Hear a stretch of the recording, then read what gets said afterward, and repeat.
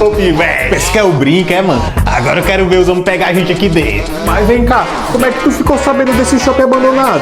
Tu vai querer ficar ouvindo historinha ou vai me ajudar a conferir o corre aqui? Não, demorou, é só que... Mas espera aí, Chicorita. De quem era aquela casa que a gente roubou? Do delegado. Ah, então é por isso que tem Do delegado! Foi, pô, tu não pediu pra arrumar uma casa que tivesse vazia? Aí eu fiquei sabendo que ele viajou. Escuta, cara, eu não sabia que dava pro cérebro fugir do país. Quando foi que o teu viajou? Não, quem viajou foi o delegado. Oh, meu Deus do céu.